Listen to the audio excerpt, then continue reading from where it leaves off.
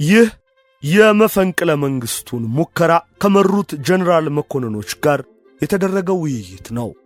በቅድሚያ የተናገሩት ጀነራል መርዕድ ንጉሴ ናቸው። ዋናው ዓላማቸው ፕሬዝዳንት መንግስቱን ማስወገድና ሕዝቡ የሚፈልገውን የፖለቲካና የኢኮኖሚ ፖሊሲ ለማራመድ እንዲቻል ሁኔታዎችን ማመቻቸት ብቻ መሆኑን አስረዱን።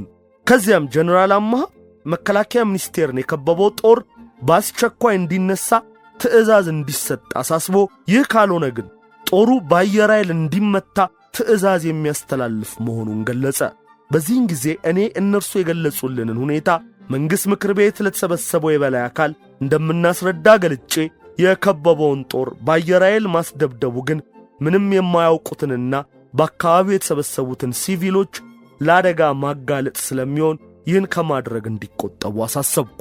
በእርግጥም አየር ኃይል እዚህ አካባቢ ተኩስ ቢከፍት በአመዛኙ የሚጎዳው ለወሬ የተሰበሰበው ሕዝብና በዙሪያው ያሉት ሕንፃዎች እንጂ ጦሩ ላይ ሊያደርስ የሚችለው ጉዳት ውሱን ነበር። ያቀረብኩትን ማሳሰቢያ ለጊዜውም ቢሆን እንደተቀበሉት፣ ሆኖም ከተወሰነ ጊዜ በኋላ የከበበው ጦር እስካልተነሳ ድረስ ግን እርምጃ ከመውሰድ ወደ ኋላ እንደማይሉ አስገነዘቡን። ሰላም ጤና ይስጥልን። እንዴት ናችሁ የተከበራችሁ ተከታታዮቻችን? ይህ ነበር ሚዲያ ነው። በነበር ሚዲያ ለዛሬያችን ፋይዳ ያላቸው ታሪኮችን እንጨዋወታለን። የተወደዳችሁ ተከታታዮቻችን የተለያዩ ታሪካዊ ጉዳዮችን ለእናንተ እያቀረበች ነበር ሚዲያ 1 ዓመት ደፈነች። ልክ ግንቦት 8 ቀን 2017 ዓ.ም የዛሬ ዓመት ነበር ሚዲያ ለእናንተ መድረስ የጀመረችው። የመረጥነው መሰናዶ ዕለቱ የግንቦት 8 1981 ዓ.ም መፈንቅለ መንግሥት የተደረገበት ስለነበረ መፈንቅለ መንግሥቱን የተመለከተ ጉዳይ ነበር። በወቅቱ በተለይ ትኩረት ያደረግነው የስደተኛው መሪ ትረካዎች በሚል የተዘጋጀው መጽሐፍ ላይ ነበር። መንግሥቱ ኃይለማርያም መፈንቅለ መንግሥቱን አስመልክቶ የሰጡት ቃለ መጠይቅ የቀረበበት መጽሐፍን ነበር መሠረት ያደረግነው። አሁን ደግሞ መግቢያችን ላይ እንዳደመጣችሁት መፈንቅለ መንግሥት አድራጊ ጀነራሎችን ሄደው ያነጋገሩትን ጀነራል ሐዲስ ተድላ ስለ መፈንቅለ መንግሥቱ ያሉትን ነው ይዘንላችሁ የቀረብነው። ጀነራል ሐዲስ ተድላ የደርግ አባልና ከፍተኛ ባለሥልጣን ነበሩ። ከጀነራል ተስፋዬ ገብረ ኪዳንና ከብርሃኑ ባየ ጋር በጣሊያን ኤምባሲ ተሸሽገው ነበር የቆዩት። በኤምባሲ ቆይታቸውም ግለ ታሪካቸውን ጽፈዋል። በተለይ ከደርግ ጋር ስላሳለፉት ሕይወት ሰፋ አድርገው በገጠመኞች የታጀበ የሕይወት ጉዞ የተሰኘ መጽሐፍ አበርክተውልናል። እዛ ላይ ከልጅነታቸው አንስቶ ወደ ሥልጣን ከመጡበት ጊዜ አንስቶ እስከ ጣሊያን ኤምባሲ ቆይታቸው በርካታ ጉዳዮችን ዘርዘር አድርገው አቅርበውልናል። ስለ ግንቦት 8 መፈንቅለ መንግሥትም እንዲሁ። እንግዲህ የግንቦት 8 1981 መፈንቅለ መንግሥት በተለያዩ ባለሥልጣኖች የተለያየ ሐሳብ ተሰንዝሮበታል። እኛም በተለያየ ጊዜ ምን አለ የሚለውን ትኩረት እያደረግን እንዳስሰዋለን። ለአሁኑ የጀነራል ሐዲስ ተድላን በገጠመኞች የታጀበ የሕይወት ጉዞን መርጠናል። የተከበራችሁ ተከታታዮቻችን በ1 ዓመት ጉዞአችን አብራችሁን ስለነበራችሁ፣ ስለምትከታተሉን፣ ሐሳብ አስተያየት ስለምትሰጡን ከልብ አድርገን እናመሰግናለን። አሁንም ከዚህ ይበልጥ እንድናድግ እንድንሰፋ፣ ተደራሽነታችንም እንዲያድግ እንድታበረታቱን በአክብሮት እንጠይቃለን። ላይክ፣ ሼር፣ ሰብስክራይብ እንድታደርጉልን ነው በአክብሮት የምንጠይቀው። ማን ያወራ የነበረ እንደሚባለው ጀነራል ሐዲስ ተድላ የመፈንቅለ መንግሥት ሙከራውን በማክሸፍ ረገድ ትልቅ ሚና የተጫወቱ ናቸውና በቦታው የነበሩት ጀነራል ስለ መፈንቅለ መንግሥቱ ምን አሉ የሚለውን ከራሳቸው አንደበት እንተርክላችኋለን። እስከ መሰናዷችን ፍጻሜ መልካም ጊዜ። ከ37 ዓመት በፊት ግንቦት 8 ቀን 1981 ዓ.ም ከፍተኛ የጦር መኮንኖች በኮሎኔል መንግሥቱ ኃይለማርያም ላይ የመፈንቅለ መንግሥት ሙከራ አካሂደው ነበር። ይህች ቀን በተለይም በአዲስ አበባና አስመራ የመፈንቅለ መንግሥቱ መሪዎች ዕቅዳቸውን ለማስፈጸም የኮሎኔል መንግሥቱ ኃይለማርያምን ለጉብኝት ከሀገር መውጣት ተከትሎ እንቅስቃሴ የጀመሩባት ዕለት ነበረች። የመፈንቅለ መንግሥቱ መሪዎች በግንቦት 8 ቀን አዲስ አበባ አምባሳደር አካባቢ በሚገኘው የመከላከያ ሚኒስቴር ሕንፃ ውስጥ በኢታማዦር ሹሙ ሜጀር ጀነራል መርዕድ ንጉሴ መሪነት የዕቅዱ አተገባበር ላይ ውይይት ይዘዋል። ኮሎኔል መንግስቱ ኃይለማርያም ወደ ምስራቅ ጀርመን ለጉብኝት ለመጓዝ በኢትዮጵያ አየር መንገድ አውሮፕላን ውስጥ ገብተዋል። የመፈንቅለ መንግስቱ መሪዎች ኮሎኔል መንግስቱን ለመገልበጥ መከላከያ ሚኒስቴር መስሪያ ቤት የዕቅድ አፈጻጸም ውይይት ላይ የተለያዩ ዕቅዶች ቀርበው ነበር። አንደኛው ኮሎኔሉን በአየር ላይ እንዳሉ በአየር ኃይል ጀቶች ይመቱ እናጋያቸው፣ አሊያም በአየር ኃይል ጀቶች ተገደው አስመራ አርፈው በቁጥጥር ስር ይዋሉ በሚሉና ኮሎኔሉን የያዘችው አውሮፕላን ሳትመታ እሳቸው ከሀገር ሲወጡ ግልበጣው ይፈጸም፣ ምክንያቱም አብረዋቸው ያሉ ንጹሐን ሲቪሎች መጎዳት የለባቸውም፣ የአየር መንገዳችን በጎ ገጽታ መጉደፍ የለበትም በሚሉ ሐሳቦች የጦሩ ከፍተኛ መሪዎች መካከል አለመግባባት ነበር። በዚህ መስማማት ባጣው ውይይት መሃል ርዕሰ ብሔሩን ያሳፈረው አውሮፕላን የኢትዮጵያን የአየር ክልል ለቆ ወጣ። አዲስ አበባ ያሉት የጦር መሪዎች እርምጃ ሳይጀምሩ ቀደም ብሎ በታሰበው የአፈጻጸም ዕቅድ መሠረት አስመራ የነበረው በሁለተኛ አብዮታዊ ሰራዊት ሁአሰ ዋና አዛዥ ሜጀር ጀነራል ደምሴ ቡልቶ የተመራው ኃይል ከአዲስ አበባ በተላከለት መልእክት መሠረት ኮሎኔል መንግስቱ እንደተወገዱ ስለተነገረው እሱም መረጃ ይዞ ዕቅዱን ወደ ማስፈጸሙ ገብቶ መንግስቱ ኃይለማርያም ከስልጣን መውረዱን በአስመራ ሬዲዮ አስነገረ። አዲስ አበባ ያለውንም እንቅስቃሴ ለመርዳትና ቁልፍ የተባሉ ቦታዎች እንደ ራዲዮና ቴሌቪዥን ጣቢያ፣ አየር ማረፊያ፣ ቴሌኮሙኒኬሽን፣ የጦር ክፍሎች ለመቆጣጠር እንዲቻል መቺ ኃይል የሆነውን ኤርትራ የነበረውን 102ኛ አየር ወለዱን በሁለተኛ አብዮታዊ ሰራዊት ምክትል አዛዥ በነበሩት ሜጀር ጀነራል ቁምላቸው ደጀኔ ዋና መሪነትና በኮሎኔል ካሳይ ታደሰና በኮማንደር ኃይለ ጊዮርጊስ አስተባባሪነት ከአስመራ ወደ አዲስ አበባ ላከ። ይሁን እንጂ በኋላ ከዳ በተባለው የደህንነት ሚኒስትሩ ኮሎኔል ተስፋዬ ወልደ ሥላሴና በሻምበል መንግስቱ ገመቹ በሚመራው የልዩ ጥበቃ ብርጌድ አማካኝነት የአዲስ አበባው መፈንቅለ መንግስት ሙከራ ከሸፈ። ኮሎኔል መንግስቱም ከምስራቅ ጀርመን ወደ አዲስ አበባ ተመለሱ። የአዲስ አበባው መፈንቅለ መንግስት በተለያዩ ምክንያቶች ከጥቂት ሰዓታት በኋላ ሲከሽፍ ኢታማዦር ሹሙ ሜጀር ጀነራል መርዕድ ንጉሴ መከላከያ ሚኒስቴር የስብሰባ አዳራሽ ውስጥ ራሳቸውን በገዛ ሽጉጣቸው አጠፉ። የአየር ኃይል አዛዡ ሜጀር ጀነራል አማሃ ደስታም በተመሳሳይ ሁኔታ ራሳቸውን ገደሉ። የኢንዱስትሪ ሚኒስቴር የነበሩት ሜጀር ጀነራል ፈንታ በላይ በደህንነት ኃይሎች ሲፈለጉ ቆይተው ከሙከራው 3 ቀን በኋላ መከላከያ ሚኒስቴር ግቢ ውስጥ ተሸሽገው ተገኙ። ሜጀር ጀነራል ፈንታ ከተያዙ ከቀናት በኋላ እዚያው የታሰሩበት ማዕከላዊ ምርመራ ግቢ ውስጥ ባልታወቀ ምክንያት ሞተው ተገኙ። ጀነራል ፈንታ በላይ በኮንቴነር ውስጥ ተደብቀው በተያዙ ጊዜ ሕዝቡ ይህን ገጠመ። ፔፕሲ ኮካ ኮላው ከከተማው ጠፍቶ ፈንታ ተገኛሉ በኮንቴነር ሞልቶ ሲል ገጠመ። ሌላው የመፈንቅለ መንግስቱ ዋና ጠንሳሽ የዘመቻ መምሪያ ኃላፊ የነበሩት ሜጀር ጀነራል አበራ አበበ ጠንሳሾቹን ለማነጋገር የመጡትን የወቅቱን የመከላከያ ሚኒስቴር የነበሩትን ሜጀር ጀነራል ኃይለ ጊዮርጊስ ኃይለማርያምን በሽጉጥ አቁስለው ከግቢው ባጥር ተንጠላጥለው አመለጡ። ቀሪ ጀነራል መኮንኖች መፈንቅለ መንግስቱን ለማክሸፍ በሻምበል መንግስቱ ገመቹ በተመራው የልዩ ብርጌድ አባላት በቁጥጥር ስር ዋሉ። የዋሰ ዋና አዛዥ ሜጀር ጀነራል ደምሴ ቡልቱ የመሩት ያስመራው መፈንቅለ መንግስት ከ3 ቀናት ሙከራ በኋላ መክሸፉን ተከትሎ የ102ኛ አየር ወለድ ወታደሮች ጀነራል ደምሴን ጨምሮ ሌሎች ከፍተኛ መኮንኖችን በአሰቃቂ ሁኔታና በጥይት እየደበደቡ ፈጇቸው። የዘመቻ መምሪያ ዋና ኃላፊ የነበሩት ሜጀር ጀነራል አበራ አበበ መፈንቅለ መንግስቱ ከተካሄደበት መከላከያ ሚኒስቴር ግቢ አጥር ዘለው አምልጠው ለወራት ሲፈለጉ ከቆዩ በኋላ አዲስ አበባ ውስጥ በሚገኝ የዘመዳቸው ቤት ውስጥ ተደብቀው ቆይተው በጥቆማ ፖሊሶች ደርሰውባቸው ቤቱ ሲከበብ ጀነራል አበራ አጥር ዘለው ለማምለጥ ሲሞክሩ በተተኮሰባቸው ጥይት ተገደሉ።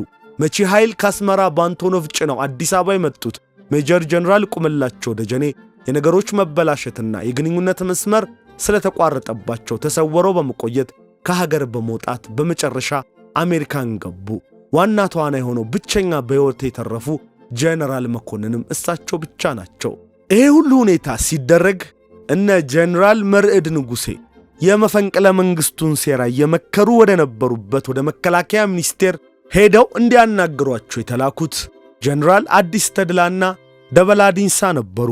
ሌተናንት ጀነራል አዲስ ተድላም በገጠመኞች የታጀበ የሕይወት ጉዞ በሚለው መጽሐፋቸው መፈንቅለ መንግስቱን አስመልክተው የተመለከቱትን የታዘቡትን መፈንቅለ መንግስቱን ምን አመጣው ከሚለው አንስቶ በዝርዝር አስፍረውታል። ከዚህ በመቀጠል የጀነራል አዲስ ተድላን ማኝነት እንተርክላችኋለን። በሀገሪቱ የሚካሄደው የእርስ በርስ ጦርነት መፍትሄ ያጣ በመሄዱና መንግስት በሚያራምደው ፖለቲካዊና ኢኮኖሚያዊ ስርዓት በመከፋት ህብረተሰቡ ከአመራሩ እየራቀ ከሄደ ትንሽ ቆየት ብሎ ነበር። አንዳንድ የፖሊሲ ማሻሻያዎች በማድረግ ህዝቡን ከመንግስት ጋር ማሰለፍ ሲቻል በአመራሩ ግትርነት የተነሳ ምንም ባለመደረጉ ሁኔታዎች ከጊዜ ወደ ጊዜ እየተበላሹ ሲሄዱ ይታይ ነበር። ይህም በመሆኑ በርካታ ባለስልጣናት በተለይም አምባሳደሮች ስልጣናቸውን እየለቀቁ ወደ አሜሪካና ወደ ሌሎች ምዕራብ ሀገሮች መኮብለል ከጀመሩ ዓመታት አልፈው ነበር። ከዚህ አንጻር በአብዮቱ እምነት ነበራቸው ከሚባሉት መካከል በተለይ የውጭ ጉዳይ ሚኒስትሩ ኮሎኔል ጎሹ ወልዴና ኮሚሽነር ሻለቃ ዳዊት ወልደ ጊዮርጊስ ከሄዱ በኋላ በመንግስት ላይ የደረሰው የፖለቲካ ክስረት ቀላል አልነበረም። እነዚህ ሁለት መኮንኖች የኢሰፓ ማዕከላዊ ኮሚቴ አባላት ከመሆናቸውም ሌላ በአብዮት ውስጥ ከፍተኛ አስተዋጽኦ ስላበረከቱ እንደ ግንባር ቀደም ካድሬዎች የሚቆጠሩ ነበሩ። የኮበለሉ አምባሳደሮች ቁጥር እጅግ ከፍተኛ ከመሆኑም በላይ አንዳንዶቹ ራሳቸውን ከማንም በላይ አብዮተኛ አድርገው የሚቆጥሩ በመሆናቸው መክዳታቸው ሲሰማ በጣም አስገርሞ ነበር። በዚህ ረገድ በጣሊያን የኢትዮጵያ አምባሳደር የነበረው የአየር ኃይል ባልደረባው ሻለቃ ጌታቸው አብዲ ከርቶ ወደ አሜሪካ ገባ ሲባል ያልተገረመ አልነበረም። ለዚህም ምክንያቱ ይህ ግለሰብ በሞስኮ የፖለቲካ ትምህርት ተከታትሎ ከተመለሰ በኋላ ራሱን አብዮተኛ አድርጎ ከመቁጠሩም በላይ ጸረ አሜሪካ አቋም በማራመድ የታወቀ ስለነበረ ነው። በስዊድን የኢትዮጵያ አምባሳደር የነበሩት ጄኔራል ታዬ ጥላሁን ቦታቸውን ለቀው አሜሪካ መግባታቸው ሲሰማ ብዙ ሰው አዝኗል። ጄኔራል ታዬ መጀመሪያ ከአየር ኃይል አዛዥነት በእድገት መከላከያ ሚኒስትር ሆነው የተሾሙ ሲሆን ቀጥሎም የሀገር አስተዳደር ሚኒስትር በመሆን በታማኝነትና በቅንነት ሲያገለግሉ የቆዩ ሰው ነበሩ። ስለሆነም በ1980ዎቹ መጀመሪያ ላይ መንግስት በህብረተሰቡ ዘንድ የነበረው ተቀባይነት በእጅጉ አሽቆልቁሎ ነበር ማለት ይቻላል። ይህ ስሜት የመንግስት ዋና ክንድ በሆነው በሰራዊቱ ውስጥም አልፎ አልፎ ይንጸባረቅ እንደነበረ አስቀድሜ ገልጫለሁ ይላሉ ጄኔራል አዲስ ተድላ። ሰራዊቱ በፖለቲካ ካድሬዎችና በወታደራዊ ደህንነት መዋቅሮች የቅርብ ክትትል ይደረግበት ስለነበረ ተቃውሞውን በግልጽ የሚያሳይበት ሁኔታ አልነበረም። ይሁንና አንዳንድ የአመራር አባሎች ቅሬታቸውን በተለያየ መልክ ማንጸባረቃቸው አልቀረም። በጊዜው እኔን ይቀርቡ የነበሩ አዛዦች ከምድር ጦርም ሆነ ከአየር ኃይል በሀገሪቱ ስለሚታዩ የፖለቲካና የኢኮኖሚ ችግሮች አልፎ አልፎ ያነሱልኝ ነበር። ይሁንና እኔ በከፍተኛው አመራር አካል ውስጥ እንደመሆኔ መጠን ስሜታቸውን በግልጽ ሊነግሩኝ እንደማይችሉ የታወቀ ነበር። በሰራዊቱ ውስጥ ይታይ የነበረውን አለመረጋጋትና ችግር ለማስተካከል በየጊዜው የአዛዦች ዝውውር ሲደረግ ቆይቷል። በዚህ ረገድ በተለይ በኢሂድሪ ምስረት አካባቢ የተደረገው ከፍተኛ የአመራር ለውጥ ማለትም የጄኔራል ተስፋዬ ገብረ ኪዳን ከመከላከያ ሚኒስትርነት ተነስቶ በጄኔራል ኃይለ ጊዮርጊስ የተተካበትና ጄኔራል ፈንታ በላይ ከአየር ኃይል አዛዥነት ተነስቶ የኢንዱስትሪ ሚኒስትር የተደረገበት ዝውውር የሚጠቀሱ ናቸው። በዚሁ ጊዜ የእዝ አዛዦችና በመከላከያ ሚኒስትር የመምሪያ ኃላፊዎች ለውጥም ተደርጓል። ይህ የኢሂድሪ ምስረታ ዋዜማ ላይ የተደረገው የሰራዊት አመራር ለውጥ ከሪፐብሊኩ ምስረታ በኋላ ለውጥ ያልተደረገበት ሲሆን አንዳንዶቹ ቀድሞ በመንግስት ላይ የነበራቸውን ቅሬታ እንደያዙ ነበር። አብዛኞቹ አዛዦች በጦርነቱ ላይ ለረጅም ጊዜ አብረው የቆዩ እንደመሆናቸው መጠን እርስ በርስ የሚተዋወቁ ነበሩ። ይሁንና ሁሉም ቢሆን የደህንነቱን ክፍል ስለሚጠራጠሩ ልብ ለልብ ተገላልጸው ለመነጋገር ጊዜ ፈጅቶባቸዋል። የሰራዊቱ አመራርም ሆን ተብሎ በሦስት ማዕዘን ማለትም አዛዡን፣ የፖለቲካ ኃላፊውንና ወታደራዊ ደህንነት ኃላፊውን በያዘ አመራር ከላይ እስከታች ድረስ በመዋቀሩ አዛዦች ብቻቸውን ለመፈጸም የሚችሉት ምንም ጉዳይ አልነበረም። ስለሆነም የአመራሩ አወቃቀር የአዛዦችን የቀድሞ ሥልጣን በእጅጉ ስለቀነሰ አዛዦች ቅሬታ ነበራቸው። ከፍተኛ መኮንኖቹን በፖለቲካ አመራሩ በተለይም በፕሬዝዳንት መንግስቱ ላይ የበለጠ ቅሬታ እንዲያድርባቸው ካደረጉት ምክንያቶች አንዱ ደግሞ በሁለት ጀነራል መኮንኖች ላይ በተወሰዱት እርምጃዎች ነበር። ይኸው ፕሬዝዳንት መንግስቱ በኤርትራ የሥራ ጉብኝት ላይ ሳለ በብርጋዴር ጀነራል ታሪኩ አይኔ ላይ የሞት ቅጣት መወሰኑና መፈጸሙ፣ በብርጋዴር ጀነራል ከበደ ጋሼ ላይ ደግሞ በሰራዊቱ ፊት ማዕረጉ መገፈፉ ነበር። እነዚህ ከፍተኛ እርምጃዎች በተለይም በጀነራል ታሪኩ ላይ የተፈጸመው የሞት ቅጣት ሕገ መንግሥቱ ከጸደቀና ሥራ ላይ ከዋለ ከጥቂት ጊዜ በኋላ መሆኑና ማንኛውም ጉዳይ በሕገ መንግሥቱ እንደተደነገገ ሁሉ ሕግን መሠረት አድርጎ እንደሚወሰን በሚጠበቅበት ጊዜ መፈጸሙ ይህ ሰውዬ ለማንኛችንም አይተኛም እያሉ ከፍተኛ መኮንኖች ሲነጋገሩ እንደነበረ በኋላ ተሰምቷል። ጀነራል ታሪኩ ደርግ ሲመሠረት የሻለቃ ማዕረግ የነበረው ሲሆን በአብዮቱ መጀመሪያ ሁመራ ላይ የሻለቃ ጦር አዛዥ ሆኖ ከኢዲዩ ጋር ይዋጋ የነበረ መኮንን ነው። ከዚያ በኋላ መኮንኑ በተለያዩ አውደ ውጊያዎች ሲሳተፍ ቆይቶ በመጨረሻ ብርጋዴሪ ጀነራል ማዕረግ ላይ ደርሶ ነበር። እርሱን የሚያውቁት ሰዎች እንደሚናገሩት መኮንኑ ቁጡ፣ አትንኩኝ ባይ፣ አንዳንድ ጊዜም ለበላይ አካል አልታዘዝም ባይና ዳተኛ የሆነ ሰው እንደነበር ይገልጻሉ። በአንድ ወቅት መቀሌ ላይ የጦሩ የበላይ አዛዥ ሆኖ ወያኔ ከመቀሌ ወህኒ ቤት እስረኞችን ለማስለቀቅ ወረራ ሲያደርግ የወህኒ ቤቱ አዛዥ እርዳታ ቢጠይቀው እኔ የወህኒ ቤት አዛዥ አይደለሁም ብሎ መልስ በመስጠት እርዳታ ሳያደርግለት ቀረ ተብሎም ተነግሯል። መኮንኑ ኤርትራ ተዛውሮ በሰሜን ግንባር የግብረ ኃይል አዛዥ ሆኖ ሲሰራ በየጊዜው ከወታደራዊ ፖለቲካ መኮንኖችና ከወታደራዊ ደህንነት መኮንኖች ጋር ይጋጭ ነበር። ጀነራል ታሪኩ ቀድሞ የሚያውቀው የአዛዥ ሚናና ስልጣን አሁን ካለው የሶስት ማዕዘን እዝ ሥርዓት ጋር የሚጋጭ በመሆኑ በየጊዜው ቅራኔ ውስጥ እየገባ ለበላይ አካል ሪፖርት ሲቀርብበት ቆይቷል። በተለይ በወቅቱ ፕሬዝዳንት መንግሥቱ ግንባር የነበረውን ጦር እየተዘዋወረ ሲያነጋግር በጀነራል ታሪኩ ላይ ቀደም ሲል ሲነገሩ ከነበሩት የእዝና የአስተዳደር ችግሮች ሌላ የተለያዩ የሙስና ወንጀል ክሶች ቀርበውበት ነበር። ስለሆነም ፕሬዝዳንት መንግሥቱ የጀነራል ታሪኩ ጉዳይ በአንድ ከፍተኛ የመከላከያ ቡድን እንዲጣራ ካስደረገ በኋላ በቀረበው ሪፖርት መሠረት ውሳኔ መስጠቱ ታውቋል። ይሁንና ጀነራል ታሪኩ ራሱን ለመከላከል ዕድል አልተሰጠውም፣ ውሳኔው ሕግን በተከተለ መንገድ አልተካሄደም የሚሉ ቅሬታዎች በጊዜው ተፈጥረዋል። በዚህና በሌሎች ጉዳዮች ምክንያት በከፍተኛ አመራር ላይ የነበሩ ጀነራል መኮንኖች ቅሬታቸው እያደገ ሲሄድ ደረጃ በደረጃ በመካከላቸው የነበረውን አለመግባባት ወደ ጎን በመተው በሀገሪቱ ስላለው የፖለቲካ ችግር ለመወያየት በቅተዋል። ከዚህ ውይይትም በመነሳት ምን ማድረግ ይሻላል ወደሚል አጀንዳ ለመሸጋገር እንደቻሉ መገመት አያዳግትም። በዚህ ረገድ በተለይ የአየር ኃይል ከፍተኛ መኮንኖች ለረዥም ጊዜ አብረው የመስራት ዕድል ስለነበራቸውና ልብ ለልብ ስለሚተዋወቁ ማንኛውም ጉዳይ ላይ በመተማመን ለመወያየት የሚችሉ ነበሩ።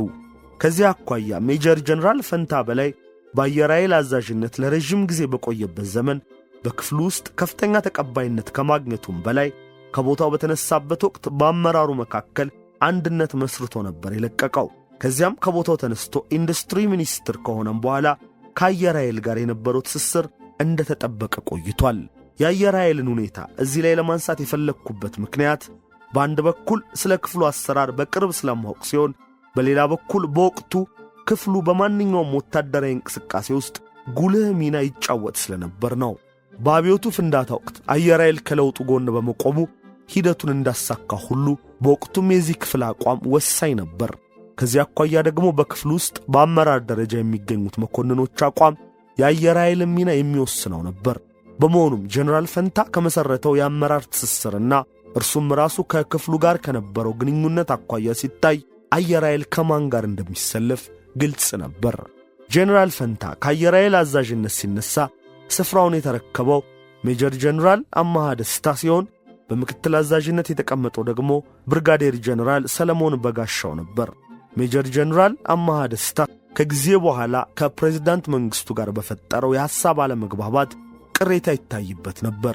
ይህ ቅሬታ ሊፈጠር የቻለው በአንድ ወቅት በአዛዥና በፖለቲካ ካድሬ መካከል ያለው ግንኙነት መሻሻል እንደሚገባው ጀነራል አማሃ አስተያየት ሲሰጥ ፕሬዝዳንት መንግሥቱ በሐሳቡ ባለመስማማት አግባብ በሌለ ሁኔታ ስለተቸው ነው ይባላል። በሌላ በኩል ደግሞ ከመጀመሪያው አንስቶ ፕሬዝዳንት መንግሥቱ ለጀነራል አማሃ ጥሩ አመለካከት እንዳልነበረው ይታወቅ ነበር። ይህንን አቋም ለመያዝ የበቃው በሰዎች ግፊት ይሁን በራሱ አነሳሽነት ለማወቅ አልቻልኩም። በዚህም የተነሳ ጀነራል አማሃ የአየር ኃይል አዛዥነትን ቦታ ከያዘ ከረዥም ጊዜ በኋላ ነበር ከብርጋዴር ጀነራል ማዕረግ ወደ ሜጀር ጀነራል ማዕረግ የተሾመው። ስለሆነም አንድ አይነት የለውጥ እንቅስቃሴ ቢካሄድ ጀነራል አማሃ ምን አይነት አቋም ሊይዝ እንደሚችል ግልጽ ነበር። ከዚህ ሌላ ከጀነራል አማሃ ጋር የሚሰሩት የአየር ኃይል መምሪያ መኮንኖች ሙሉ በሙሉ ከእርሱ ጋር እንደሚሰለፉ የታወቀ ነበር። ከነርሱም መካከል በወቅቱ ጀነራል ማዕረግ ላይ የደረሱና ጓደኞቼ የነበሩት የአየር ኃይል ዘመቻ መኮንኑ ብርጋዴር ጀነራል ተስፋ ደስታ፣ የአስመራ አየር ኃይል ጣቢያ አዛዡ ብርጋዴር ጀነራል ንጉሴ ዘርጋው ይገኙበታል። ብርጋዴር ጀነራል ተስፋን ገና ከትምህርት ቤት ጀምሮ የማውቀውና አብረን ያደግን ከመሆኑም በላይ እንደ ቅርብ ጓደኛዬ የምቆጥረውና የማምነው ሰው ስለነበር ምንም አይነት ችግር ቢኖር ይገልጽልኛል ብዬ አምን ነበር። ይሁንና ይህ አመለካከት የዋህነት ነው። ምክንያቱም በፖለቲካ ዓለም ውስጥ ተቃራኒ አቋም የያዘ ግለሰብ በተለይም ዲሞክራሲያዊ ሥርዓት በሌለበት አገር ሚስጥሩን ያካፍለኛል ብዬ መጠበቄ የዋህነት ነበር። ለማንኛውም በደርግ አመራር ቅሬታ የነበራቸው ግለሰቦች ተማምነው ለመነጋገር የቻሉት ከብዙ ጊዜ በኋላ እንደሆነ መገመት አያዳግትም። በሌላ በኩል የአንድ የሰራዊት ክፍል አባል ከሌላ ክፍል አባል ጋር ተማምኖ ለመነጋገር ደግሞ የበለጠ ከባድ ነበር። ለምሳሌ የአየር ኃይል መኮንንና የምድር ጦር መኮንን ስለ ፖለቲካ ሁኔታ ለመነጋገር ይቅርና በጋራ ተግባራቸው ተግባብቶ ለመነጋገርም ችግሮች ያጋጥሙ ነበር። በመከላከያ ደረጃና በዘመቻ ወቅት ከፍተኛ አዛዦች እየተገናኙ ስለ ሥራቸው ስለሚወያዩ ደረጃ በደረጃ እየተቀራረቡ እንደሄዱ ታውቋል። በዚህ ረገድ ለምሳሌ የጦር ኃይሎች ጠቅላይ ኤታማዦር ሹም የነበሩት ጀነራል መርዕድ ንጉሴና የእዝ አዛዦች ከጀነራል ፈንታ በላይና ከጀነራል አማሃ እንዲሁም ከሌሎች የአየር ኃይል ጣቢያ አዛዥ ከብርጋዴር ጀነራል ንጉሴ ዘርጋው ጋር የቅርብ ግንኙነት እንደነበራቸው አውቃለሁ። እነዚህ ጀነራል መኮንኖች በተለያየ ምክንያት በአመራሩ ላይ ቅሬታ ስለነበራቸው እርምጃ ለመውሰድ ሁኔታዎች እስኪመቻቹ ድረስ ግንኙነታቸውን በማጠናከርና የበለጠ ተከታይ በማፍራት ላይ እንደቆዩ በኋላ ታውቋል። መኮንኖቹ በሥራ ጉዳይ በማሳበብ በየጊዜው እየተገናኙ ውይይት ማድረጋቸውን ቀጥለው ነበር። ለምሳሌ የጦር ኃይሉ ጠቅላይ ኤታማዦር ጀነራል መርዕድ ከፍተኛ ጀነራል መኮንኖችን በመያዝ በተለያዩ ስፍራዎች የሥራ ጉብኝት በማድረግ ስም የሚወያዩበት ሁኔታ ያመቻቹ ነበር። ለምሳሌ በአንድ ወቅት የአየር ኃይል ዘመቻ መኮንን ብርጋዴር ጀነራል ተስፋዬ ደስታ ከነ ጀነራል መርዕድ ጋር ለበርካታ ቀናት በሰሜን ምዕራብ እዝ ባህር ዳር እንደቆዩ ስሰማ ሁኔታው እንግዳ እንደሆነብኝ አስታውሳለሁ። በእነዚህ አጋጣሚዎች ሁሉ ዓላማቸውን በማራመድ ላይ እንደነበሩ አሁን ግልጽ ሆኖልኛል። ከዚህ አይነት ጉብኝት በኋላ ይመስለኛል በአንድ ወቅት ጀነራል መርዕድ ስልክ ደውለውልኝ መከላከያ ስላለበት ችግር በአጠቃላይ በማንሳትና ስለ ሀገሪቱም የኢኮኖሚ ችግር በመጥቀስ ሁኔታ ሲመች ከኔ ጋር ለመነጋገር እንደሚፈልጉ ነግረውኝ የነበረው። ብንገናኝ ኖሮ ምናልባት እኔም የእነሱን ሐሳብ እንድከተል ለማግባባት ይሞክሩ ነበር ብዬ ገምታለሁ። ጀነራል መርዕድ ከዚህ ሌላ በምድር ጦር ውስጥ የተሰለፉ ወጣት ጀነራል መኮንኖችን በመቅረብና በማነጋገር ከጎናቸው አሰልፈው እንደነበረ በኋላ ላይ ይታወቃል። በከፍተኛ አዛዦች ደረጃ የሰሜን እዝ አዛዡ ሜጀር ጀነራል ደምሴ ቡልቱ፣ የሰሜን ምዕራብ እዝ አዛዡ ሜጀር ጀነራል ዘውዴ ገብረየስ፣ የምድር ጦር አዛዡ ሜጀር ጀነራል ኃይሉ ገብረ ሚካኤል፣ ምክትል አዛዡ ሜጀር ጀነራል አለማየሁ ደስታ፣ የመከላከያ ዘመቻ መኮንኑ ሜጀር ጀነራል አበራ አበበ፣ ከአየር ኃይል ምክትል አዛዡ ብርጋዴር ጀነራል ሰለሞን በጋሻው እንዲሁም ሜጀር ጀነራል ፈንታ በላይ ከጥንስሱ ጀምሮ እንደነበሩበት በኋላ ሊታወቅ ተችሏል። በአየር ኃይል ያለውን ሁኔታ በማመቻቸት ረገድ ከፍተኛ ሚና የተጫወተው ሜጀር ጀነራል ፈንታ በላይ ነበር።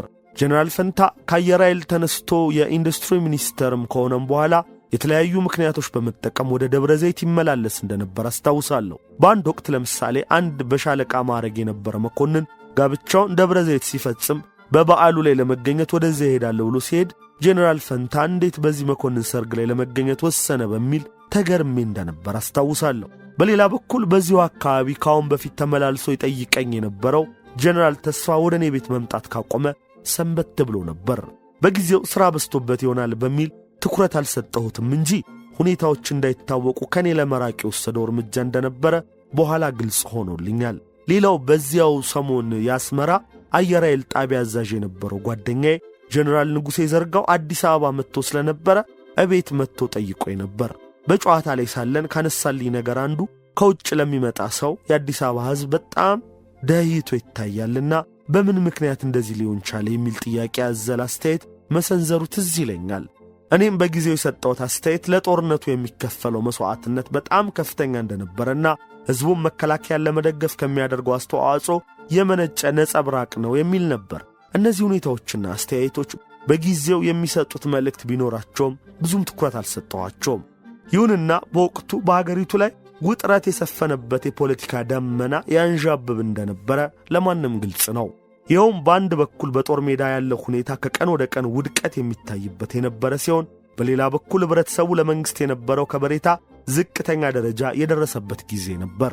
በዚህ ወቅት ነበር ፕሬዝዳንት መንግስቱ ምስራቅ ጀርመንን ለመጎብኘት ወደዚያች ሀገር ለማምራት ያቀደው።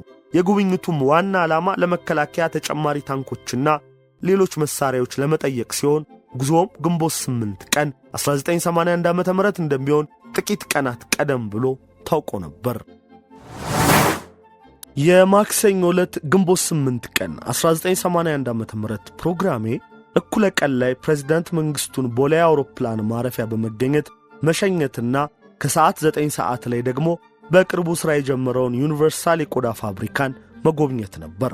በዚሁ መሠረት እኩለ ቀን ሲሆን ቦሌ አውሮፕላን ማረፊያ በመገኘት ለፕሬዝዳንት መንግስቱ በተዘጋጀው የአሸኛኘት ፕሮግራም ላይ ከተሳተፍኩ በኋላ ለምሳ ወደ ቤት አመራው። በአሸኛኘት ፕሮግራሙ ላይ እንደሌላው ጊዜ ሁሉ ሚኒስትሮችና የጦር አዛዥ ጀነራሎች ተገኝተዋል። ከፕሮግራሙ በኋላ እዚያ የተገኘው ሁሉ ወደ ምሳ እንደሚሄድ በመገመት እኔም አውሮፕላን ማረፊያ ብዙ ጊዜ ሳላሳልፍ ወደ ቤት ሄድኩ። ከዚያም ከሰዓት በኋላ የቆዳ ፋብሪካውን ለመጎብኘት ወደ ስፍራው አመራው። ፋብሪካው በኢንዱስትሪ ሚኒስቴር ስር እንደመሆኑ መጠን ሚኒስትሩ ጀነራል ፈንታ በቦታው ላይ እንደሚገኝ ጠብቄ ነበር። ይሁንና ባልተለመደ ሁኔታ ጀነራል ፈንታ በስፍራው አልተገኘም። በቦታው የነበሩት የተለያዩ ኃላፊዎች በሁኔታው እንደተረበሹ ከፊታቸው ላይ ይነበብ ነበር። ለጊዜው እኔም ጀነራል ፈንታ ሰዓቱን አክብሮ ባለመገኘቱ ቅር ቢለኝም ጉብኝቱን መሰረዝ አግባብ አለመሆኑን በማመን ፕሮግራሙን ቀጠልኩ። በወቅቱ የወሰድኩት ግምት ጀነራል ፈንታ በአንድ አስገዳጅ ሁኔታ እንደዘገየና በፕሮግራሙ መሃል ይመጣል የሚል ነበር። ይሁንና ጉብኝቱ እስኪጠናቀቅ ድረስ ካለመምጣቱም ሌላ ስለቀረበትም ምክንያት እንኳን በስልክም ሆነ በሌላ መንገድ መልእክት አላከም። በመሆኑም በጀነራል ፈንታ አድራጎት ከማዘኔም በላይ በቦታው ላይ ያልተገኘው እኔን በመናቅ ነው ወይንስ በሌላ ምክንያት የሚል ቅሬታ ይዤ ወደ ቢሮ ተመለስኩ። በዚህ ሁኔታ ቢሮ ውስጥ ያለው ሌላ አዲስ ነገር ደግሞ ተከሰተ። ይኸው ባልተለመደ ሁኔታ 2 የአየር ኃይል ተዋጊ ጀት አውሮፕላኖች ከተማው ላይ ዝቅ ብለው ከደቡብ ወደ ሰሜን አቅጣጫ ሲበሩ በመስኮት ተመለከትኩ። በወቅቱ የተሰማኝ ነገር ምናልባት ተገንጣይ ኃይሎች አስመራ ላይ ድንገተኛ ጥቃት አድርሰው ችግር ስለተፈጠረ ሁኔታውን ለመቆጣጠር የአየር ኃይል ተዋጊ ጀቶች ወደ ባህር ዳር የአየር ኃይል ጣቢያ እያመሩ ይሆናል የሚል ነበር። በዚህ ሐሳብ ላይ ያለው ከመንግስት ምክር ቤት ስልክ እንደሚፈልገኝ ተነግሮኝ ስልኩን ሳነሳ ጓድ ለገሰ አስፋው መንግስት ምክር ቤት በአስቸኳይ እንደምፈልግ አስታውቆኝ ስልኩን ዘጋ። በዚሁ መሰረት ወደዚያ ሳመራ በከተማው ላይ ጀቶች ብቻ ሳይሆኑ ሄሊኮፕተሮችም እየበረሩ እንደሆነ ተመለከትኩ። መንግስት ምክር ቤት ስብሰባ አዳራሽ ሲደርስ ሁኔታው ለኔ ገና ግልጽ አልነበረም። አዳራሹ ውስጥ አብዛኛው የፖለቲካ ቢሮ አባላትና የመንግስት ምክር ቤት አባላት ተሰብስበው ጓድ ፍቅረ ስላሴ ለአባላቱ መመሪያ እየሰጠ ነበር። እኔም እንደደረስኩ ሁኔታውን በማብራራት አንዳንድ ጀነራል መኮንኖች መከላከያ ሚኒስቴር ተሰብስበው መፈንቅለ መንግስት ሙከራ እያካሄዱ መሆናቸውን በመግለጽ በከተማው ላይ እየበረሩ የሚገኙት የአየር ኃይል አውሮፕላኖች ከዚሁ ጋር በተያያዘ እንደሆነ ገለጸልኝ።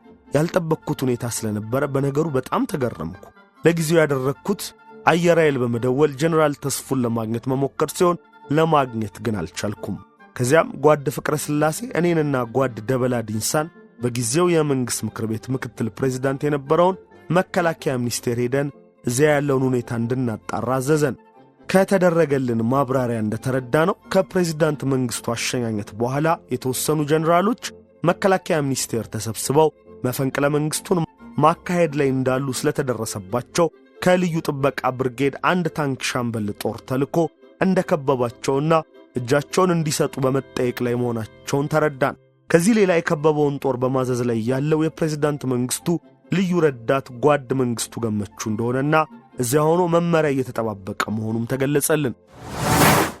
ጓድ ፍቅረ ስላሴ እኔንና ጓድ ደበላን መከላከያ ሄደን ሁኔታውን እንድናጣራ ለምን መረጠን ለሚለው ጥያቄ ትክክለኛውን መልስ ሊሰጥ የሚችለው ራሱ ብቻ ነው። ይሁንና ጓድ ደበላ ዲንሳ ብዙውን ጊዜ አንድ ችግር ሲፈጠር ከደርግ አባላት መካከል እየተመረጠ ህዝብን እንዲያነጋግር ወይም የደርግን መልእክት እንዲያስተላልፍ ይላክ ነበር። ንጉሠ ነገሥቱ ከስልጣን ሲወርዱ የደርግን ቡድን መርቶ ሄዶ ከስልጣን መውረዳቸውን የሚናገረውን ጽሑፍ ያነበበው እርሱ ነበር። ሌሎችም መልእክቶች ሲኖሩ ለመልእክተኝነት ይመረጥ ነበር። ጓድ ደበላ ለዛ ባለው አነጋገርና በፈገግታ አንድ ቡድንን ወይንም ሕዝብን የማነጋገር ችሎታ ስለነበረው የተመረጠበት ምክንያት አንዱ ሲሆን በሌላ በኩል በህብረተሰቡ ዘንድ ተቀባይነት ካላቸው የደርግ አባላት መካከል ጓድ ደበላ አንዱ ነበረ። እኔን በሚመለከት በደርግ ውስጥ ቁጥብና ብዙ ባለመናገር የምታወቅ የነበርኩ ሲሆን በሰራዊቱ ውስጥም ሆነ በህብረተሰቡ መካከል ለኔ መልካም አመለካከት የነበረ ይመስለኛል። ከዚህ ሌላ ሰራዊቱ ውስጥ ባሉ ከፍተኛ መኮንኖችና በተለይ መፈንቅለ መንግስቱን በሚያካሂዱት መኮንኖች ዘንድ ይኸው መንፈስ አለ በሚል ግምት እኔ ብሄድ እንደማይተናኮሉኝ አምነው እኔና ደበላ እንድንሄድ የተወሰነ ይመስለኛል። ለማንኛውም ትዕዛዙ በድንገት ስለተሰጠን ወደ መከላከያ ለመሄድ ስንነሳ ሁለታችንም ምን ማድረግ እንችላለን በሚል ግራ ተጋብተን ተነጋግረናል። የፕሬዝዳንቱ ልዩ ረዳት ሻምበል መንግስቱ ገመቹ ፕሬዝዳንቱ በሀገር ውስጥም ሆነ በውጭ በሚያደርጋቸው ጉዞዎች ሁሉ ተለይቶት የማያውቅ ሲሆን በዚህ ጉዞው ላይ ግን በአጋጣሚ አብሮት አልሄደም ነበር። ለምን እንዳልሄደ በግልጽ ባይታወቅም በህመም ምክንያት እንደቀረ ግን ይነገራል። ይህ በዚህ እንዳለ የጀነራሎቹ በመከላከያ ሚኒስቴር የመሰባሰብ መረጃ ለደህንነት ሚኒስትሩ ለኮሎኔል ተስፋዬ ወልደ ስላሴ እንደደረሰና እርሱም ደርግ ጽሕፈት ቤት መጥቶ ስለ ሁኔታው ከሻምበል መንግስቱ ገመቹ ጋር ከተወያየ በኋላ ጦር ከደርግ ጽሕፈት ቤት ሄዶ እንዲከባቸው አድርገዋል። ከዚያም መከላከያ ሚኒስትሩን ሜጀር ጀነራል ኃይለ ጊዮርጊስን ደርግ ጽሕፈት ቤት ድረስ ጠርተው መከላከያ ሚኒስቴር እየተካሄደ ስላለው የጀነራሎች ሴራ እንደገለጹላቸውና እዚያ ሄደው አድመኞቹን እንዲበትኑ ይነግሯቸዋል። በዚህም መሠረት ጀነራል ኃይለ ጊዮርጊስ ትዕዛዙን ለመፈጸም መከላከያ ሚኒስቴር ሲደርሱ የዘመቻ መኮንኑ ጀነራል አበራ አበበ ኮሪደር ላይ አግኝቶ በሽጉጥ ገድሏቸው ይሰወራል። ይህ ሁሉ በተከታታይ በመፈጸም ላይ ያለ ነበር ሁኔታው ለጓድ ፍቅረ ስላሴ ተገለጸለትና እሱም ከቤቱ ወደ መንግሥት ምክር ቤት የመጣውና ስብሰባውን የጠራው። በዚህ ጊዜ እኔ ፋብሪካ በመጎብኘት ላይ የነበርኩ ሲሆን ከዚያም ጨርሼ ወደ ቢሮዬ ሳመራ ስለተፈጠረው ግርግር ምንም አላውቅም ነበር። በተመሳሳይ ሁኔታ ሌሎች ባለስልጣኖችም ሆኑ የከተማው ህብረተሰብ አውሮፕላኖች በከተማው ላይ ማንዣበብ እስከጀመሩ ድረስ ስለተፈጠረው ሁኔታ የሚያውቁት ነገር አልነበረም። ይሁንና ታንኮች ከቤተ መንግሥት ወርደው መከላከያ ሚኒስቴርን ከከበቡና ተዋጊ አውሮፕላኖች በከተማው ላይ መብረር ከጀመሩ በኋላ በመስሪያ ቤቱ አካባቢ በርካታ ሕዝብ ተሰብስቦ ሁኔታውን መከታተል ጀምሮ ነበር። በዚህ ሁኔታ ነበር እንግዲህ እኔና ጓድ ደበላ ዲንሳ በታዘዝነው መሠረት በመከላከያ ሚኒስቴር ስላለው ሁኔታ ለማጣራት ከመንግሥት ምክር ቤት የተነሳ ነው። እዚያ ስንደርስ ምን ሊገጥመን እንደሚችል ስለማናውቅ ለጊዜው ትንሽ ተደናግረን ነበር።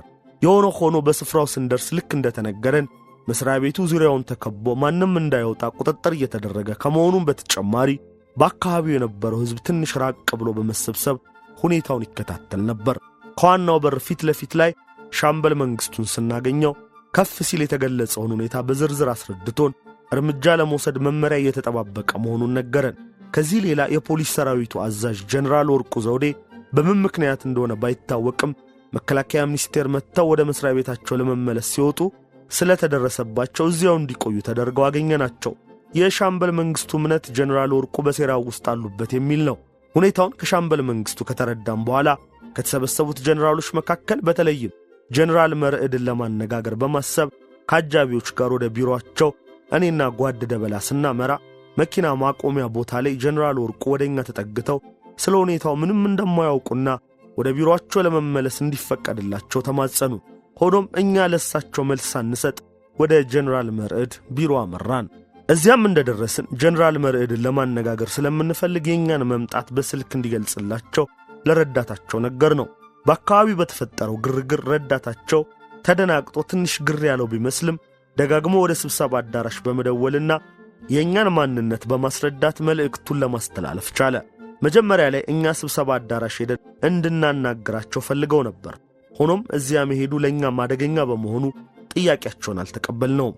በመጨረሻም ከብዙ መልእክት ልውውጥ በኋላ ኮሪደሩ ላይ ተገናኝተን ለመነጋገር ተስማማን። በዚህ ጊዜ ሁሉ ከልዩ ጥበቃ ብርጌድ አጃቢዎች ተሰጥተውን እኛም በመጠበቅ ላይ ስለነበሩ ስጋት አልነበረብንም። ስለሆነም አጃቢዎቻችንን አስከትለን ወደ ኮሪደሩ አምርተን ኮሪደሩ መግቢያ አካባቢ ጥቂት ጊዜ እንደቆምን ጀነራል መርዕድ ንጉሴ ሦስቱን የኃይል አዛዦች ማለትም የምድር ጦር አዛዡን ጀነራል ኃይሉ ገብረ ሚካኤልን፣ የአየር ኃይል አዛዡን ጀነራል አማሃ ደስታንና የባህር ኃይል አዛዡን ሪር አድሚራል ተስፋዬ ብርሃኑን አስከትለው ከኮሪደሩ ሁለተኛ መግቢያ ላይ ቆሙ። ይሁንና በዚህ ርቀት ላይ ሆነን መነጋገር ስለማይቻል ከጥቂት ማመንታት በኋላ ወደኛ ተጠጉ። እኛና መፈንቅለ መንግስት አድራጊ ጀነራሎች በምንገናኝበትና በምንነጋገርበት ወቅት ሁሉ ተዋጊ አውሮፕላኖች በመብረር ላይ ነበሩ። የመፈንቅለ መንግስቱ ሙከራ ከመሩት ጀነራል መኮንኖች ጋር ያደረግነው ውይይት ይህን ይመስል ነበር ይላሉ ጀነራል አዲስ ተድላ። መኮንኖቹ እኛ ዘንድ ሲደርሱ በቅድሚያ የተናገሩት ጀነራል መርዕድ ሲሆኑ እሳቸውም የተነሱበትን ዓላማ ሲያስረዱን ሕዝቡ በደርግ አመራር ላይ ቅሬታ እንዳለበት በተለይም በፕሬዝዳንት መንግስቱ አምባገነን አመራር ክፉኛ በመሰላቸቱና እሳቸውን ደግሞ በግል ስለጠላቸው እንዲነሱለት ይፈልጋልና ይህንን የሕዝብ ፍላጎት ለመፈጸም ነው የተነሳ ነው አሉን። በመቀጠልም ሲያብራሩ እነሱ በሌሎች የደርግ አባሎች ላይ ምንም አይነት ጥላቻ እንደሌላቸውና ዋናው ዓላማቸው ፕሬዝዳንት መንግስቱን ማስወገድና ሕዝቡ የሚፈልገውን የፖለቲካና የኢኮኖሚ ፖሊሲ ለማራመድ እንዲቻል ሁኔታዎችን ማመቻቸት ብቻ መሆኑን አስረዱን። ከዚያም ጀነራል አማ ይህንኑ በማጠናከር የፕሬዝዳንት መንግስቱ ከስልጣን መወገድ አስፈላጊ መሆኑን ሲናገር ጀነራል ኃይሉ ገብረ ሚካኤል ደግሞ ሐሳቡን እንደሚደግፍ ገለጸ። በዚህ ጊዜ ሁሉ ሬር አድሚራል ተስፋዬ ራሱን በአዎንታዊ መንፈስ ከማነቃነቅ ሌላ የተናገረው ቃል አልነበረም። ከዚያም ጀነራል አማሃ በመቀጠል መከላከያ ሚኒስቴርን የከበበው ጦር በአስቸኳይ እንዲነሳ ትዕዛዝ እንዲሰጥ አሳስቦ ይህ ካልሆነ ግን ጦሩ በአየር ኃይል እንዲመታ ትዕዛዝ የሚያስተላልፍ መሆኑን ገለጸ። በዚህን ጊዜ እኔ እነርሱ የገለጹልን ሁኔታ መንግሥት ምክር ቤት ለተሰበሰበው የበላይ አካል እንደምናስረዳ ገልጬ የከበበውን ጦር በአየር ኃይል ማስደብደቡ ግን ምንም የማያውቁትንና በአካባቢው የተሰበሰቡትን ሲቪሎች ለአደጋ ማጋለጥ ስለሚሆን ይህን ከማድረግ እንዲቆጠቡ አሳሰብኩ። በእርግጥም አየር ኃይል እዚህ አካባቢ ተኩስ ቢከፍት በአመዛኙ የሚጎዳው ለወሬ የተሰበሰበው ሕዝብና በዙሪያው ያሉት ሕንፃዎች እንጂ ጦሩ ላይ ሊደርስ የሚችለው ጉዳት ውሱን ነበር። ያቀረብኩትን ማሳሰቢያ ለጊዜውም ቢሆን እንደተቀበሉት፣ ሆኖም ከተወሰነ ጊዜ በኋላ የከበበው ጦር እስካልተነሳ ድረስ ግን እርምጃ ከመውሰድ ወደ ኋላ እንደማይሉ አስገነዘቡን። ከዚህ በተጨማሪ ሰራዊቱ በሙሉ ከነሱ ጋር መሰለፉን ነግረውን ውሳኔያችንን በአስቸኳይ እንድናሳውቃቸው አሳሰቡን። ጀነራሎቹን በምናነጋግርበት ወቅት እንደተገነዘብኩት ጀነራል መርዕድና ጀነራል አማሃ ለዓላማቸው ቆርጦ የተነሱ መሆናቸው የሚያስታውቅ ሲሆን የቀሩት ሁለቱ ግን ስለ ጉዳዩ የተነገራቸው በቅርብ ጊዜ መሆኑ ከፊታቸው ማንበብ ይቻል ነበር። ለማንኛውም ወቅቱ አደገኛ ፍጥጫ ላይ የደረስንበት ጊዜ ስለነበር ሁኔታውን ለበላይ አካል እንደምናስረዳ ገልጸን ተለየናቸው። ከመከላከያ ግቢ እንደወጣን ለሻምበል መንግስቱ ሁኔታውን አስረዳ ነውና ከማዕከል ትዕዛዝ እስኪያገኝ ድረስ ምንም አይነት እርምጃ እንዳይወስድ ነግረነው ወደ መንግስት ምክር ቤት አመራን። በጊዜው ዋናው አሳሳቢ ሁኔታ በአየር ኃይል በኩል የሚወሰድ እርምጃ ካለ የሚፈጠረው አደጋ ስለነበር ይህንን በማሰላሰል እንዴት ችግሩን ማስወገድ ይቻላል በማለት ነበር ወደዚያ ሄድ ነው። መንግስት ምክር ቤት ስንደርስ ቀደም ሲል እንደነበረው ሁሉ አዳራሹ ባልተረጋጋ ድባብ ውስጥ ሲሆን ተሰብሳቢዎቹም የኛን ተልእኮ ውጤት ለመስማት ጉጉት ላይ ነበሩ። ከዚህ ውጪ ጓድ ፍስሐ ደስታ አየር ኃይል ደውሎ አንዳንድ ሰዎችን በተለይ ምክትል አዛዡንና የዘመቻ መኮንኑን ለማግኘት ሞክሮ እንዳልተሳካለት ገለጸልን። ከዚያም እኛ ስለ ተልእኳችን በማስረዳት እነማንን እንዳገኘን፣ ፍላጎታቸው ምን እንደሆነ፣ የከበባቸው ጦር በአስቸኳይ እንዲነሳ ስለመጠየቃቸውና ይህ ካልተደረገ በተዋጊ አውሮፕላኖች እርምጃ ለመውሰድ መዘጋጀታቸውን ገለጽን። በተለይ የፕሬዝዳንት መንግስቱ ከስልጣን መነሳት የነሱም ሆነ የሕዝብ ጥያቄ መሆኑን በአጽንኦት መግለጻቸውንና ከሌሎች አመራር አባሎች ጋር ቅራኔ የለንም ማለታቸውን አስረዳን። በዚህ ውይይት ላይ እያለን ከአየር ኃይል ጀነራል ተስፉ በስልክ መገኘቱ ስለተገለጸልኝ ላነጋግረው ሄድኩኝ። እኔም ጀነራል ተስፉን እንዴት እንዲህ ያለ ነገር ሊፈጠር እንደቻለና በአጠቃላይም ስለ ሁኔታው እንዲያብራራልኝ ጠየቅኩት። እርሱም ሁኔታው ውስጥ ሳይገባ አየር ኃይል ከጠቅላይ ኢታማዦሩ የሚሰጠውን ትዕዛዝ በመፈጸም ላይ የሚገኝ መሆኑን አስረዳኝ። ከዚያም በመካሄድ ላይ ያለው ሁኔታ እጅግ አደገኛ ነገር መሆኑን ስገልጽለት ሁለታችሁ ተስማሙና አንድ አይነት ትዕዛዝ አስተላልፉልን፣ እኛም ተቸግረናል የሚል መልስ ሰጠኝ። ከሁኔታው የተረዳሁት አየር ኃይል ከነ ጀነራል አማሃ ትዕዛዝ በመቀበል ላይ እንደሚገኝና ከኛ ጋር ለመተባበር ዝግጁ እንዳልሆነ ነበር። ይህንን ሁኔታ ለስብሰባው ካስረዳው በኋላ ምን መደረግ እንዳለበት ውይይት ተጀመረ። በዚህ ወቅት ለሁላችንም ግልጽ የሆነው ነገር የጦር ኃይሉ አመራር አባላት የተሳተፉበት የመፈንቅለ መንግሥት ሙከራ እየተካሄደ መሆኑና በአጋጣሚ ግን አመራሩን በመስጠት ላይ የሚገኙት ጀነራሎች መከላከያ ሚኒስቴር ውስጥ በጦር ተከበው መገኘታቸው ነበር። በሌላ በኩል አየር ኃይል ከመፈንቅለ መንግስት አድራጊዎቹ ጋር የተሰለፈ መሆኑ ሲታወቅ በየእዙ ያለው የምድር ጦር ሰራዊትና የባህር ኃይል አቋም ምን እንደሆነ ለጊዜው ግልጽ አልነበረም። በተለይ ከፍተኛ የሰራዊት ቁጥር ይዞ የነበረውና በሀገሪቱ ወሳኝ ስፍራ ላይ የሚገኘው የሰሜን እዝ ሁኔታ ዋና ትኩረት የሚሰጠው ነበር።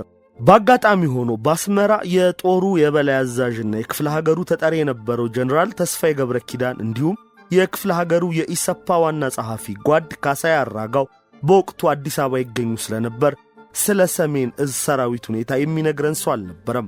የጓድ ጀነራል ተስፋዬ ገብረ ኪዳንና የጓድ ካሳይ አራጋው በዚህ ወቅት አዲስ አበባ መገኘት አነጋጋሪ ጉዳይ ሆኖ ነበር። በተለይ የጦሩ የበላይ አዛዥ የነበረው የጀነራል ተስፋዬ በዚያን ጊዜ እዚህ መምጣት የበለጠ ያነጋገረ ሲሆን ከጊዜ በኋላም ኮሎኔል መንግስቱ በሰጠው ቃለ ምልልስ ጀነራል ተስፋዬ ስለ መፈንቅለ መንግስቱ አስቀድሞ ያውቃል ብሎ እንደሚያምን ተናግሯል። በዚሁ ቃለ ምልልስ ስለኔም ጀነራል አዲስ ተድላስ ቢሆን ሴረኞቹን እንዲያነጋግር ከተላከው ቡድን ጋር ሄዶ ሲመለስ እነሱ እኮ እኛን አይፈልጉንም፣ የሚፈልጉት መንግስቱ ኃይለማርያምን ነው፣ ብንተባበራቸው ችግሩ ምንድነው ብሏል እኮ በሚል ተናግሯል። በጊዜው እኔ ከመከላከያ ሚኒስቴር ስመለስ የተናገርኩት ቢኖር ልክ ጀነራሎቹ እንደገለጹት እነርሱ ከኛ ጋር ቅራኔ እንደሌላቸው መናገራቸውንና የፕሬዝዳንት መንግስቱን ከስልጣን መውረድ እንደሚፈልጉ እንጂ እኛ ብንተባበራቸው ችግሩ ምንድነው የሚል ቃል አልወጣኝም ነበር። ፕሬዝዳንት መንግስቱ ይህን ያለበት ምክንያት እዚህ የቀረነውን ጓዶች ለመወንጀል ካልሆነ በስተቀር ከእውነት የራቀ ነው። ወይንም ይህንን ከሰዎች የሰማው ከሆነም የተናገሩት ሰዎች ከእርሱ የተለየ ቀረቤታ ለማግኘት ፈልጎ ይሆናል የሚል ጥርጣሬ ብቻ ነው የሚኖረኝ።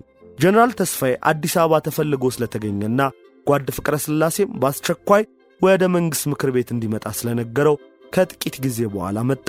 ከዚያም ስለ ጠቅላላ ሁኔታ ውይይት ተደርጎ መፈንቅለ መንግሥት ሙከራውን ለማክሸፍ እንዲቻል 2 ዋና ኮሚቴዎች እንዲቋቋሙ ተወሰነ።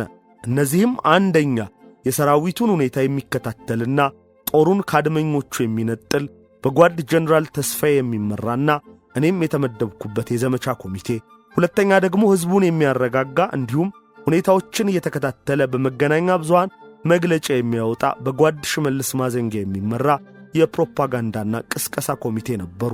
ኮሚቴዎቹ ሥራቸውን ለመጀመር አመቺ ወደ ሆኑ ስፍራዎች መሄድ ስለነበረባቸው እኔ ያለሁበት ኮሚቴ ደርግ ጽሕፈት ቤት ወደ ነበረውና የተሟላ የመገናኛ መሳሪያ ወዳለው የዘመቻ ቢሮ ተንቀሳቀሰ። ዘመቻ ቢሮ እንደደረስን የመጀመሪያ ተግባር ያደረግነው የእያንዳንዱን የሰራዊት እዝ አዛዥ በማግኘት ከማን ጋር እንደቆመ ማረጋገጥ ነበር። የአየር ኃይል አቋም የታወቀ ቢሆንም ምክትል አዛዡን ብርጋዴር ጀነራል ሰለሞን በጋሻውን በማነጋገር እርምጃ ከመውሰድ እንዲቆጠብ ማግባባት አስፈላጊ ነበር። ምክንያቱም አየር ኃይል ከተማ ውስጥ ተኩስ ከከፈተ ጉዳቱ ከፍተኛ ሊሆን እንደሚችል የታወቀ ነበር።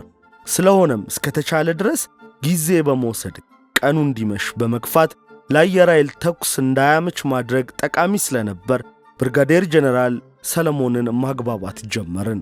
ጀነራል ተስፋዬ መጀመሪያ ሲያነጋግረው ወደ 11 ሰዓት አካባቢ ሲሆን በዚያን ሰዓት የሰጠው መልስ መከላከያን የከበበው ጦር በአስቸኳይ ካልተነሳ እርምጃ እንደሚወስድ ነበር። ሆኖም ጊዜ እንዲሰጠን በመጠየቃችን ግማሽ ሰዓት ብቻ እንደሚሰጠንና ከዚያ በኋላ ትዕዛዝ ሰጣለሁ ብሎ ስላስፈራራ የቀረውን 30 ደቂቃ እንደገና በማነጋገር ሐሳቡን እናስቀይራለን በሚል ከእዝ አዛዦች ጋር መገናኘት ጀመርን። በዚሁ መሠረት የሰሜን እዝ አዛዡን ጀነራል ደምሴ ቡልቶን ሲያነጋግረው በእርሱ ሥር ያለው ሰራዊት ከነ ጀነራል መርዕድ ጋር መሆኑን አረጋገጠልን። ከእርሱ ቀጥሎ ያነጋገርነው ደግሞ የሰሜን ምዕራብ አዛዡን ሜጀር ጀነራል ዘውዴ ገብረየስን ሲሆን የእርሱም አቋም ተመሳሳይ ነበር። የምስራቅ እዝ አዛዥ የነበረው የደርግ አባል ጀነራል ውብሸት ደሴ ሲሆን እርሱ በአጋጣሚ አዲስ አበባ ስለነበረ ያነጋገርነው ምክትል አዛዡን ሜጀር ጀነራል ጌታቸው ገዳሙን ነው። የእርሱ አቋም ግልጽ ያልሆነና የሚያወላውል ነበር። ቀጥሎ ያነጋገርነው የሰሜን ምስራቅ አዛዥን ሜጀር ጀነራል አስራት ብሩን ሲሆን እሱም መጀመሪያ ላይ ካንገራገረ በኋላ ከኛ ጋር መሆኑን አረጋገጠ። ይህ ግንኙነት በሚደረግበት ሂደት ቀኑ ስለመሸ ከአየር ኃይል የሚመጣው ስጋታችን ቀነሰ።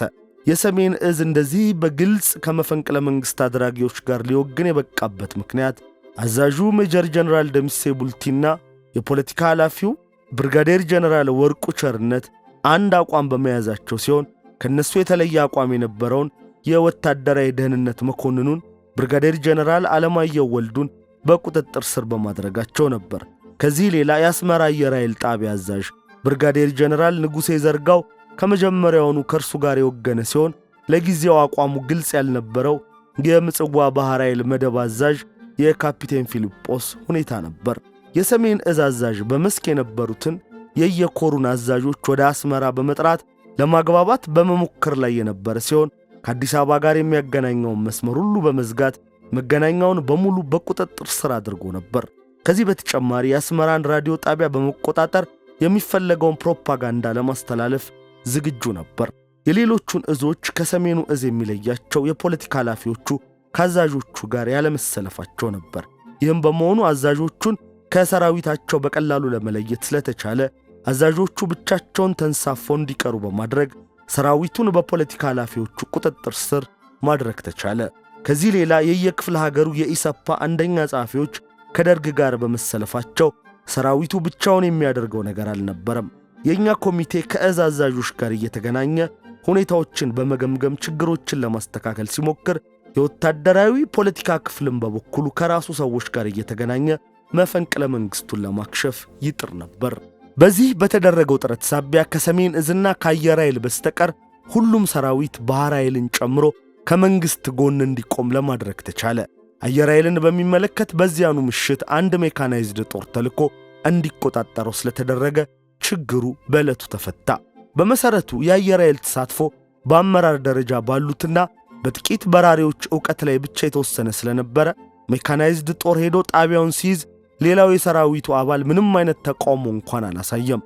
በሌላ በኩል ደግሞ ይህን አመራር ሲሰጡ የነበሩት መኮንኖች ከአዲስ አበባ የተላከው ጦር የአየር ኃይል ጣቢያውን ሲቆጣጠር ራሳቸውን ከአካባቢው ለመሰወር እንኳን ምንም አይነት ጥረት አላደረጉም ነበር። የመፈንቅለ መንግስቱን ሙከራ የመሩት ጀነራል መኮንኖች ስለመናቆራቸው ደግሞ ጀነራል አዲስ ተድላ ይህን አስፍረው እናገኛለን። ቀኑ እየመሸ ሲሄድ በመከላከያ ሚኒስቴር ውስጥ ያለው ሁኔታ መለወጥ ጀመረ። ይኸውም እዚያ የተሰበሰቡት ጀነራል መኮንኖች የከበባቸው ጦር እንደማይነሳ ከተገነዘቡ በኋላ በመካከላቸው ልዩነት ተፈጠረ። ከነርሱ ጋር እንደተሰለፈ ከሚቆጥሩት ሰራዊት ውስጥ ከሰሜን እዝ በስተቀር አንድ በአንድ እየተነጠላቸው መሄዱን ሲገነዘቡና በመንግሥት ቁጥጥር ስር የነበረው ሬዲዮ ጣቢያ ሕዝቡን ለማረጋጋት በሚያወጣው መግለጫ የነበራቸው አንድነት እየላላ መጣ። ከዚህ ሌላ ደግሞ የከበባቸው ጦር በድምፅ ማጓያ እጃቸውን እንዲሰጡ በተደጋጋሚ ጥሪ ማድረጉን ቀጥሏል። ስለሆነም ከምሽቱ 4 ሰዓት በኋላ ከጄኔራል መርዕድና ከጄኔራል አማሃ በስተቀር ሌሎቹ ተራ በተራ እጃቸውን ሰጡ። ከነርሱ መካከል ሜጀር ጄኔራል ኃይሉ ገብረ ሚካኤል እና ሪር አድሚራል ተስፋዬ ብርሃኑ እኛ ወደ ነበርንበት ዘመቻ ቢሮ እንዲመጡ ተደርገው ሲጠየቁ ስለ ሁኔታው ምንም እንደማያውቁና እዚያ የተገኙት ለስብሰባ ተጠርተው እንደሆነ ገለጹ። ጄኔራል ኃይሉ እኔ በተገኘሁበት ሁኔታውን እንደሚያምንበት ገልጾ ስለነበረ አሁን በተናገረው ለጊዜው ተገርሜ ነበር። ይሁንና ነገሩን በኋላ ሳጤ ነው ከተሰበሰቡት ጄኔራሎች መካከል የተወሰኑት ስለ መፈንቅለ መንግስቱ እንቅስቃሴ የተገለጸላቸው እዚያው ስብሰባ ላይ እንደነበር መገንዘብ ችያለሁ። ለምሳሌ ያህል ጉዳዩ የሚመለከተው የምድር ጦር ሎጂስቲክስ መምሪያ ሳያውቅ መፈንቅለ መንግስቱን የሚመሩት ሰዎች አስቀድሞውኑ ከሰሜን እዝ አዛዥና ከአየር ኃይል ጋር ተነጋግረው አንድ ሻምበል ጦር ካስመራ አዲስ አበባ ቦሌ አውሮፕላን ማረፊያ ድረስ አስመጥተው ነበር። የዚህን ጦር መምጣት ሻምበል መንግስቱ ገመቹ አስቀድሞ ስላወቀ ጦሩን የሚቀበለው ሰውና ተሽከርካሪ እዚያው ድረስ በመላክ ያለምንም ግርግር ጦሩን ደርግ ጽሕፈት ቤት ድረስ አጓጉዞ ትጥቁን አስፈትቶታል። የጦሩ አዛዥ አዲስ አበባ ለምን እንደተላከ በቅድሚያ ስላልተነገረውና ትዕዛዙ እዚያው ይሰጣል ስለተባለ ጉዳዩ ከተገለጸለት በኋላ ትጥቁን እንዲፈታ ሲታዘዝ ምንም ችግር አልፈጠረም። ይህንን ጦር ለመቀበልና ለማሰማራት ይጠባበቅ የነበረው ለዚሁ ተግባር ካስመራ አዲስ አበባ የመጣው ሜጀር ጄኔራል ቁምላቸው ደጀኔ ነበር። ጄኔራል ቁምላቸው ካስመራ የተላከለትን ጦር በመያዝ እዚህ አዲስ አበባ ከሚገኙት የመፈንቅለ መንግስቱ መሪዎች ጋር መፈንቅለ መንግስቱን የመተግበር ኃላፊነት ነበረው። ይህ መኮንን መፈንቅለ መንግስቱ መክሸፉን ባወቀ ጊዜ ራሱን ከአካባቢው ሰውሮ ለመጥፋት የቻለ ሲሆን ከጊዜ በኋላ አሜሪካ እንደገባ ታውቋል።